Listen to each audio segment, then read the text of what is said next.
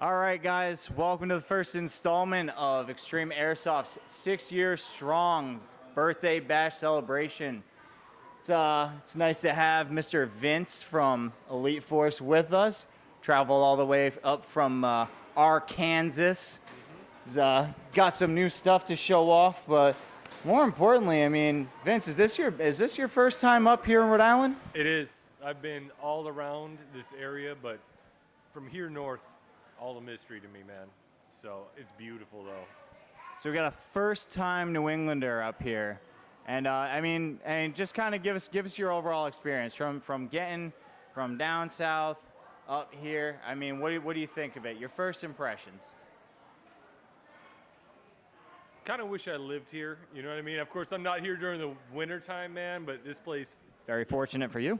yeah, for sure. And I grew up in Michigan, so the Great Lakes state. I got water within, you know, 20 minutes almost of anywhere I'm at. So like, I really appreciate being on the coast here, man. So I can't believe how huge the airsoft community is here, man. It's because of you guys, you know what I mean? Like, you guys are successful. 6 years in any business is massive, but for airsoft, like, if you don't know, never tried to do this business, it can be challenging at times. So congratulations on that, man. Well, the congratulations really goes to the guys who run the place. That would be Lenny, Danielle, Scott, and Mike. Lenny, this is basically his brainchild, and I mean, really the industry was there, but it has grown because it's found a way to congregate. Like, this place has brought together so many different types of people. As you'll probably see this week going forth over the weekend, you're going to see a lot of people from tons of different backgrounds. I mean, you got everybody from kids to doctors, lawyers, fishermen, blue collar, white collar, doesn't matter. Everybody around here has seemed to find a common love for airsoft. Camaraderie in what you're doing, like, and I mean, you pay attention to social media as much as anybody. Like, stop the BS. You know what I mean? Like, let's do what they did here. Come together. This is a sport. Whether you're playing speed soft, you're a mill simmer, or you just want to do walk on, it doesn't matter. Don't have an ego about what you're doing. Just play it. Don't forget why you love it in the first place. We actually we shy away from ego here. We want the speed softer next to the mill simmer. We want the kid in the basketball shorts and the t-shirt playing next to the kid in the $200 and something cry gear. Right, And we want them right. all in the same field, slinging plastic, having a good time, because that, again, is really what it all comes down to. And as a company, I'm very grateful to have you guys here. Everybody here is grateful to have you guys here. You've been a very good partner with us the past few years. Ever since really, like, the conception, I mean, when you guys really broke out on the market, that was a company that really grabbed our attention. We started bringing in your product because you guys have found some very good manufacturers. The way you guys have been going around getting licensing for really sought after products has been something that we've taken a huge notice to. And there's some great examples. Just behind us, some things that you guys are going to see this weekend. We've got the new flat top style Tavor. For those of you guys who are familiar with the old style Tavor, or the, not really old style, but the previous Pro line, the first gen one.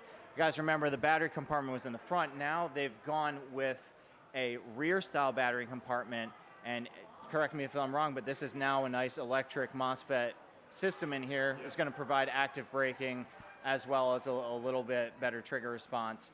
Yep. And you're going to have your quick change spring as well. And we did go with a shorter barrel on this because, again, this is the same length, longer than a carbine. You know what I mean? So you're still getting your range, but you got the, the bullpup. I mean, who doesn't like that compact size? I mean, I fell in love with bullpups first time I saw the idea. So we've been a very large amount of bullpups have gone through our place, because I mean, when you're running close quarters, it's kind of best of both worlds. We do have there's outdoor places up here and indoor. It's best transition. Field here with a lot of long range and short range, depending on where you're at on the field.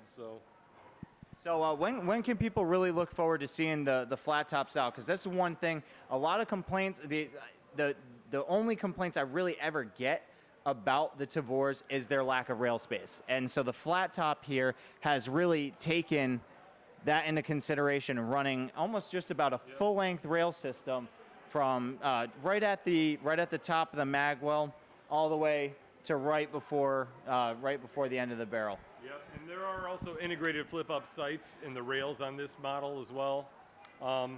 And this also, you know, obviously it'll release, you know, where your hop-up is, but it'll, you know, put the spring back to normal after you're done playing. So, kind of cool little, you know, our shot shows people like, that's the same gun you had last year, but it's not. We make so many ongoing changes. Like these generations, there's probably 6 upgrades in this to the last one. And they're little things we do. We listen to you guys when you have an issue with guns.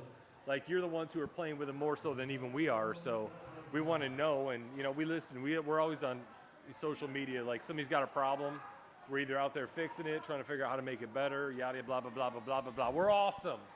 They do listen to their customers because if I don't recall, or if I recall correctly, a certain Mr. Ian Gilly, who hopefully will be here this weekend, used to come into our field with a plywood and plexiglass contraption that he sat there and we noticed that he was loading his magazines much quicker than everybody else. This man's a mechanical engineer and devised this device where he clipped his mag in and was able to pump a very large amount of BBs in very fast succession to fill his mags. And we got in contact with Elite Force. We put him in contact with you guys. A year and a half later, production set aside, and what do we have hit the market? The SO14, yeah. Oh, the G36 and the AK mag adapters are pretty close here for that thing too. So all you guys waiting for mid-cap, you know, speed loader can be used for those 2 guns now too. So, but yeah, that's you guys bringing us that. It's like we do try to be involved in the community. The kill rag is from Nigel, Dials 46 out of Kansas City, Missouri, who runs Intrigue Airsoft.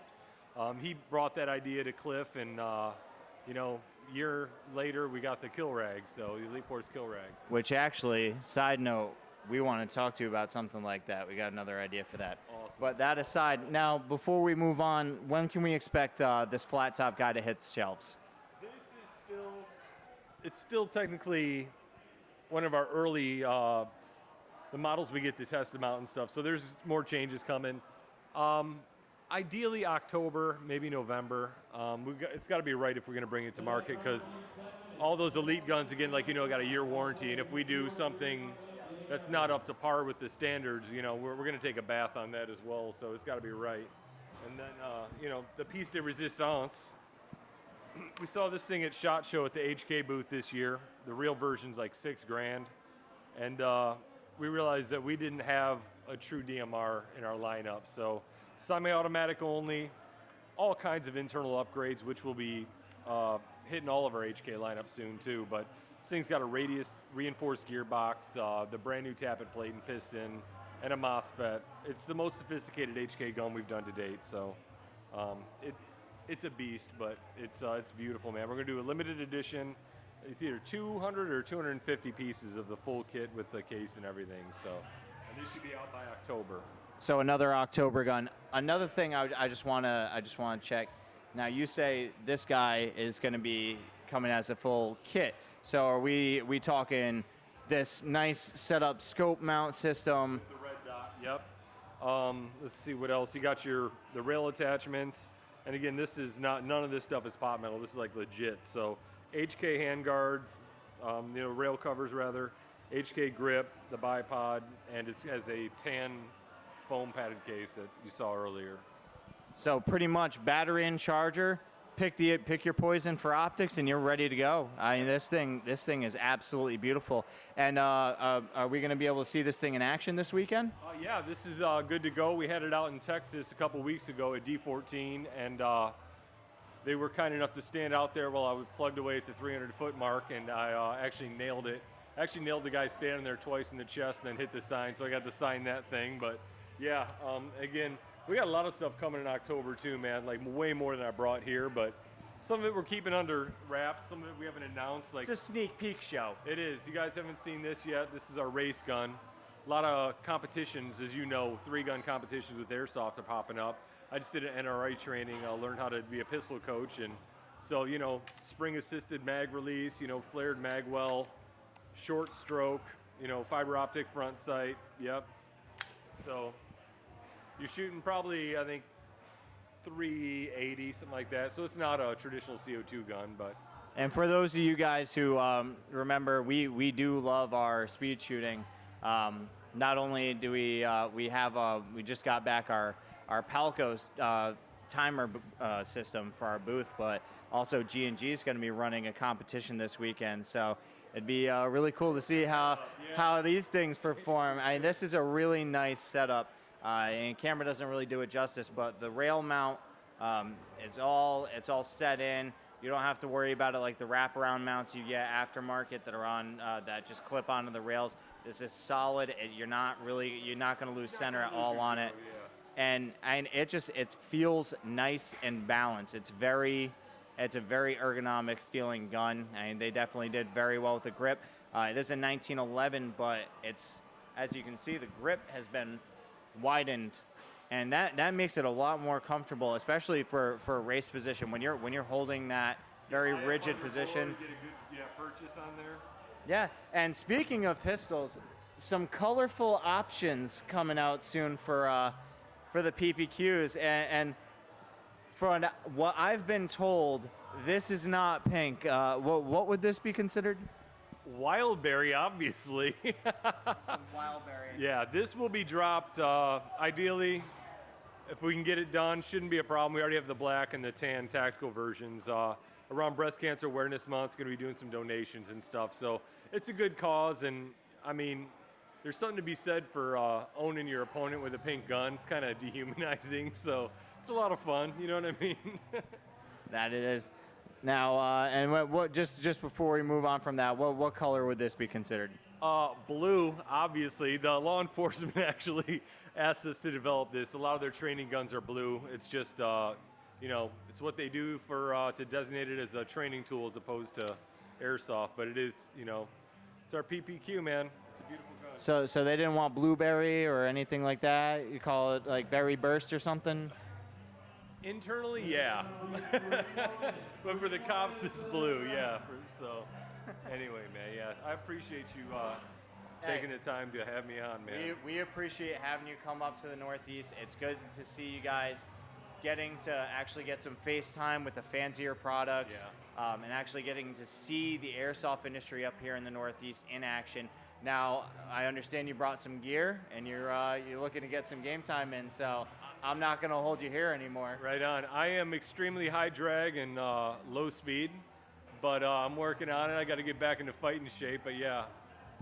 Ain't no other way to practice for that with some high speed CQB. So hey, thanks again, and go out there and kick some butt, all right? Thanks, man.